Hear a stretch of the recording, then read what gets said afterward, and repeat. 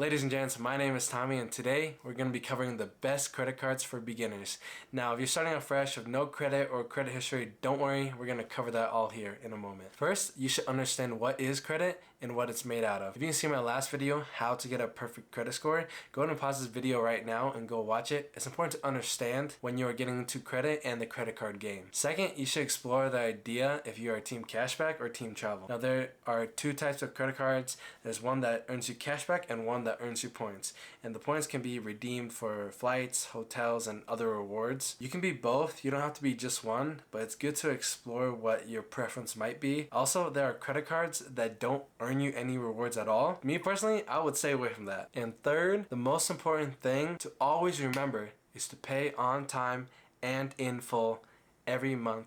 Every time. That's the most important rule. So what makes a good beginner credit card? Now there are three things that you should consider when looking at these credit cards. First, no annual fee credit cards. You are still in the learning phase, so you shouldn't be paying any annual fees on any credit cards right now. Second, they should offer some kind of sign-up bonus. And third, they should offer some kind of cashback or points earning system. You should consider these three things when you're trying to decide if it's a good beginner credit card for you. So all of these credit cards I'm going to be talking about, they are all no annual fee credit cards. Now moving on to my personal recommendations. If you're starting out fresh with no credit, the first card you should consider getting is a secured card or a student card. A secured credit card is just like a normal credit card, but it requires a security deposit, which is refundable only when you close the account or you upgrade it to an unsecured card. Then you'll get your money back. And a student credit card is just like a normal credit card, but it requires you to be enrolled part or full-time in qualifying schools, and then you'll also require a regular income or a co-signer. So the first card is the Chase Freedom Rise card. It is not technically a secure card or a student card. It's a new card that Chase introduced for people who are new to credit. So the sign-up bonus on this card is that you'll earn $25 in statement credits after you sign up for automatic payments within the first 3 months of having the account. So what this card earns is 1.5% cashback on every purchase, but it does come in the form of points which can be redeemed for cashback. Now after 6 months of having the card, you'll be evaluated for a credit limit increase, and if you want to improve your chances of getting approved for this card, all you will need to do is open or currently have a Chase checking account with a balance of $250 at the time you apply for it. I personally recommend this card. It's a really great first card to start building your credit, and it also gets you in Chase's amazing credit card ecosystem. So the next card is a Discover It secured credit card. It requires a refundable security deposit of $200, which is also your credit limit. So what this card earns is 2% back on restaurants and gas stations up to $1,000 per quarter, and then it also earns 1% on everything else. So the sign-up bonus on this card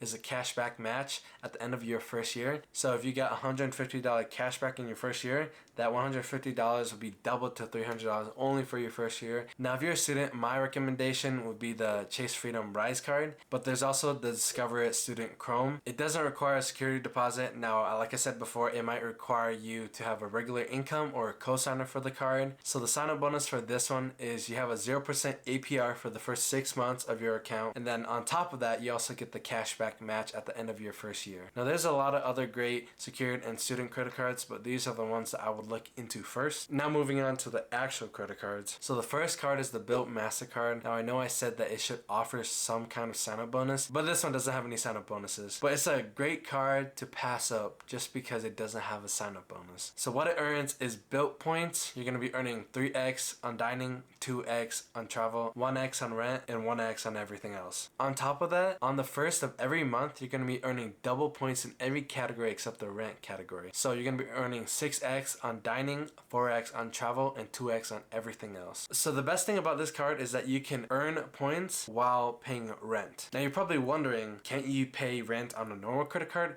Yes, you can. But when you pay with a credit card, you're going to be hit with the transaction fee. So it's normally either 2 to 5%. With the Built MasterCard, they'll cover that charge for you. So you won't have to pay that transaction fee at all. And if your rent doesn't have like a portal to pay on and it only takes checks, Built will actually send a check on your behalf. And whether your credit limit is too low for your rent or your credit utilization is too high and you don't want it to affect your credit score, Built has something called Built Protect. Basically what it does is it links to your bank account and it can see that you have money in there. So if you're paying, for example, your credit limit is $2,000 but your rent is $3,000, it sees that you have $3,000 in there. You can actually go ahead and pay for that rent, and it will charge that money on your card for going that credit limit and then taking that money and paying it back instantly. So your credit utilization will be the same, and then your credit limit isn't a problem. Now going back to the Bilt points, they are ranked as the most valuable reward points, even above American Express MR points and Chase's Ultimate points. Now really, it's up to you to decide if it's valuable for you depending on what you're going to redeem it for. So with the Bilt points, they can be transferred over to Bilt's transfer partners such as American Airlines for flights or Hyatt for their hotels. This meaning you can get free flights or hotels just because you are spending on your rent and earning points back on it. Now any other card can do that, but you will have to pay a transaction fee, and it's not really that worth it. Now this card also has benefits that are just like some of the elite tier travel credit cards out there. It has trip cancellation, interruption, and delay protection. It also has car insurance and an $800 cell phone protection plan, and it has no foreign transaction fees. And to remind you guys, it is a $0 annual fee credit card. So it's a really good beginner card. Up next, we have the Discover It Cashback. It has a sign up bonus of the cashback match up to the end of your first year, and then it also has 0%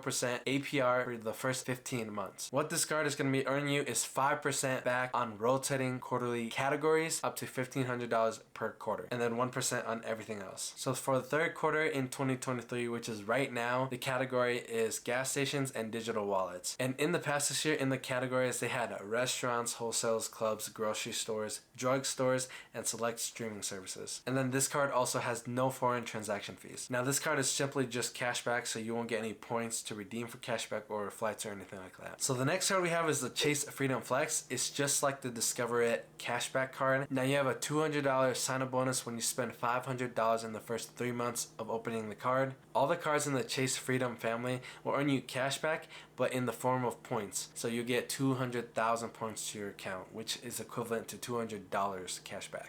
It's just like the Discover It cashback card. You earn 5% on rotating quarterly categories. For 2023, this year, quarter one was grocery stores, fitness clubs, and gym memberships. Quarter two was Amazon and Lowe's. And quarter three right now is gas stations, EV charging, and select live entertainment. Now this card also earns 5% on travel through the Chase portal, and it also earns you 3% on dining and drugstores and 1% on everything else. So the best thing about Chase Freedom cards is that they earn you cashback, but in the form of Chase Ultimate Reward points. Now in the future, if you ever get a Chase Sapphire Preferred or a Chase Sapphire Reserve, you can transfer those points over to those cards and redeem those points for flights, hotels, anything like that, or transfer out over to their transfer partners. So the fourth card is a Chase Freedom Unlimited. Just like the Freedom Flex, you earn $200 sign-up bonus when you spend $500 in the first 3 months of having the card. So this card earns the same 5% back on travel when you book it through Chase's portal. You also earn 3% back on dining and drugstores, and then 1.5% back on everything else. It's a really good catch-all card, especially if you're working with a Chase trifecta with the Chase Freedom Flex and then this Chase Freedom Unlimited with either the Chase Sapphire Reserve or Chase Sapphire Preferred. And then the last card we have is the Capital One Saver One card. You get a $200 sign-up bonus when you spend $500 in the first 3 months, and it also has a 0% APR for the first 15 months. This card is going to be earning you 3% cashback on dining, entertainment, popular streaming services, and grocery stores. And then it also earns you 1% on everything else. Now till November 14th, 2024, you'll also get 10% cashback on all Uber and Uber Eats purchases. You'll also get a free Uber One membership until that date. You'll also earn 5% back on hotels and rental cars through the Capital One travel portal. Also, you earn 8% back on Capital One entertainment purchases.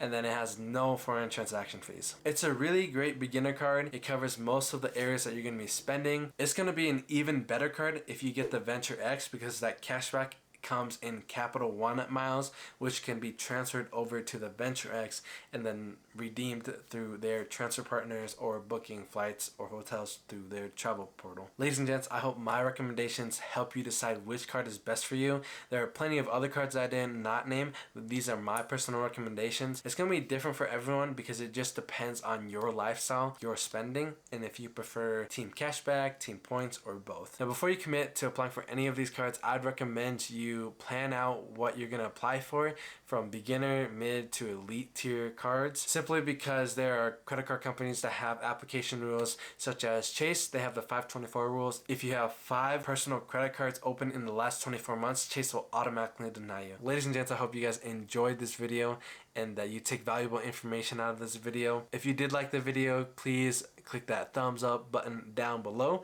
and if you like the content that I've been giving, please consider subscribing. So I'll catch you guys. Bye bye.